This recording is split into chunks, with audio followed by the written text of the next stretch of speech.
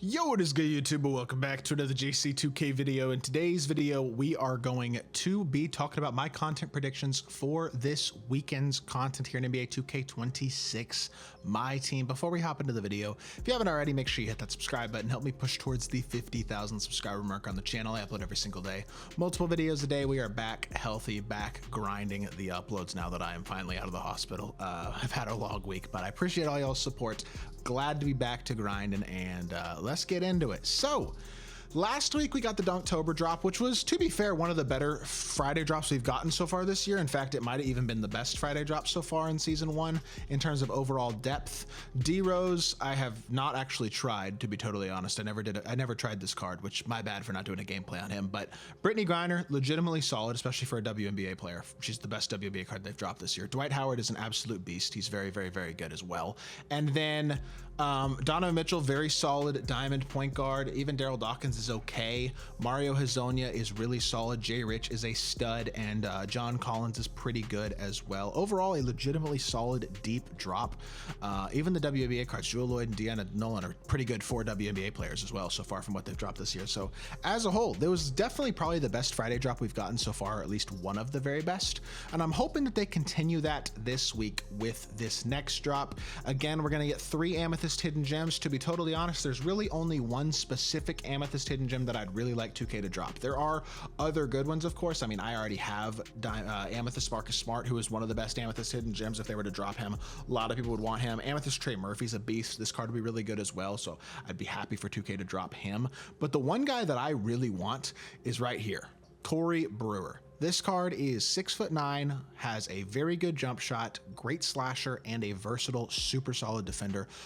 He's a really, really good card. I'm a big fan of Corey Brewer. Honestly, he has a Sapphire Wild Gem that's a card that I've been looking to pick up here for the past couple of weeks if I can ever find him for a decent price, because he doesn't pop up very often in terms of being cheap on the auction house, but he's a really, really good card. So even his Sapphire is good. Imagine how good his Amethyst is going to be. I think this would be like one of the best Amethysts in the game, one of the few Amethysts you would see in a lot of people's teams. You know what? I'm just going to buy this Sapphire for salary cap. I've been considering getting him for a while. 12K is not even a bad price. So Amethyst Corey Brewer would be a great card. I'd be really, really happy to add him to my team. I think he legitimately would have a chance to play over Clay. Like, I'm not even exaggerating when I say that. That's how good that card is. I think he'd play for a lot of people's teams. But that's the one Amethyst that I'd really like to see. Obviously, there's a lot of other good ones like Marcus Smart, like Kenneth Faried, like Trey Murphy. Like I made a tier list on all the hidden Amethyst hidden gems, so y'all can go look at that and see which ones are the best ones if you want. Marquise Chris is good. Jonas Jerebko is good. There's a bunch of good ones. That being said, the diamond hidden gems, obviously there's more depth still to these. Now I have a lot of the good ones with Rex Chapman, Montas Buzelis, John Isaac, Bruce Bowen, MCW, Larry Nance, like a lot of good cards, but there are still a lot of other good ones that could drop, as well as obviously those players that I just named. Again, as long as they give us one quality diamond, I'm not going to be mad about it. I'd like to see 2, but one legitimately good one and one solid one is good enough for me. Now, who that legitimately good one is going to be, at this point, I'm not 100% sure, because I don't think they're going to drop a Dyson Daniels or a Stephon Castle or somebody like that. But you know who I do think they might consider dropping that would be more of a budget or maybe not budget, but not as huge of a name, but a really, really good card. I would love, again, to see a shooting guard upgrade. I know I've been mentioning that. I just mentioned that with Corey Brewer, but RJ Barrett or Danny Green. Either of those two. If they were to drop either of those two as diamonds, I'd be really, really happy with that. This RJ Barrett, 6'6" shooting guard, has a really nice release, really nice fade, 90 driving dunk. He's a versatile defender, can guard in the perimeter and the interior. And badge-wise, he's not perfect, but he's pretty well-rounded, has a lot of good badges as a base card, nice standstill jumper, all that type of stuff. And then Danny Green is a 3-and-D stud. He's not as athletic, only an 80 driving dunk, but 96 3-ball with a really good jumper. He's got Kemba escape. He's really good defensively, especially on the perimeter.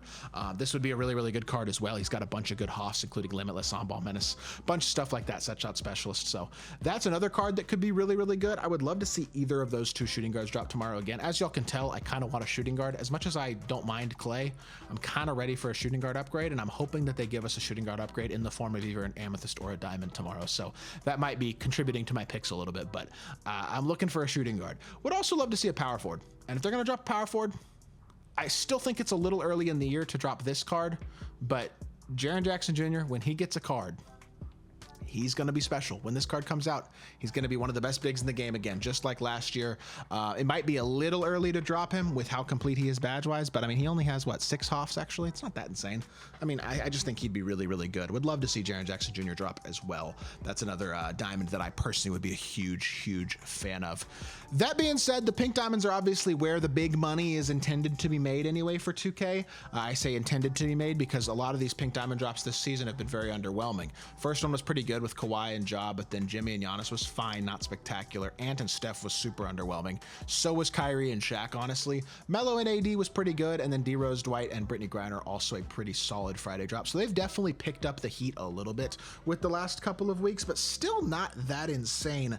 I do kind of think they're gonna, I guess, up the ante a little bit with some of the names that they drop in this weekend's drop. I feel like we're due for a really, really, really big name. We've obviously gotten Shaq, we've gotten Steph, we've gotten a couple of really big names, Giannis as well, but we haven't gotten a LeBron, we haven't gotten a Wemby, who obviously I don't think we're gonna get, guys like that. But you know who I think we are probably gonna get relatively soon, who not that good, but huge name, and that's why I'm predicting him, even though I don't actually think he'd be that great, is Michael Jordan.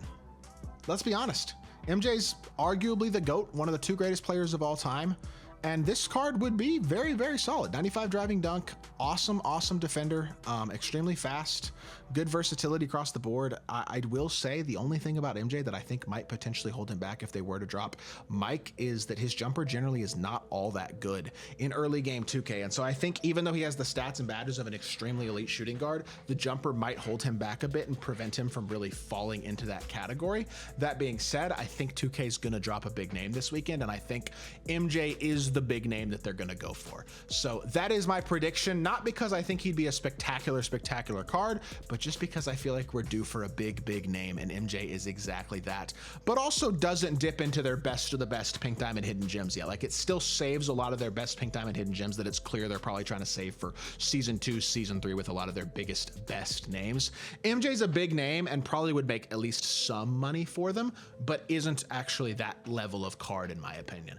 The other pink diamond hidden gem that I think they're going to drop tomorrow, and I'm not 100% sure why, but I just have a feeling. I know last week's theme was the Dunktober theme, but MJ's a great slasher, and I'm predicting another great slasher as well. Last week, obviously, we got a point guard and a center in Dwight and Derrick Rose with their primary positions. Week before was small forward, power forward, so I think we're getting a shooting guard, right? MJ makes sense for that.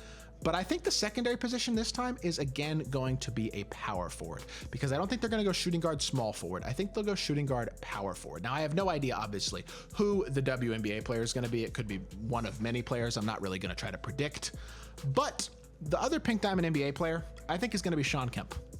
6'10", great finisher, really well-rounded stats and badges in terms of extremely athletic, but also high 3-ball rating, versatile, very solid defense, high speed, high rebounding, all that type of stuff. This card on paper is absolutely nasty. He's another one of those players that in terms of actual reality of the card, he might not be quite as elite as everybody thinks because the jumper holds him back a little bit. But this is another card who has the statistical ability to be one of the best big men in my team. Would absolutely challenge Anthony Davis and some of those guys as the best auctionable fours in my team. Giannis, cards like that. Like, I think he would push for best auctionable for sure. And while he's not quite as big of a name as MJ, he actually might be a potentially better card. Both of them I don't think would be unbelievably ungodly good, but I do think they'd both be very, very good for this point in the year. And I think the combination is a big enough name to probably get some of the whales to spend some money as well, which I think is one of 2K's goals. I still think they have a lot of things they should consider changing for season 2 in terms of their content structure, more so on other days than Friday, but at the end of the day, that's not really the point of this video. So those are my predictions, MJ and Shawn Kemp. And then really outside of that, I'm really just hoping we get a quality shooting guard, but there's a lot of other good options we could get this weekend also. That being said, I hope y'all did enjoy the video. If you did, make sure you hit that like button, leave a comment, and subscribe. I'll be back with more 2K content very, very soon, and I appreciate y'all. Peace.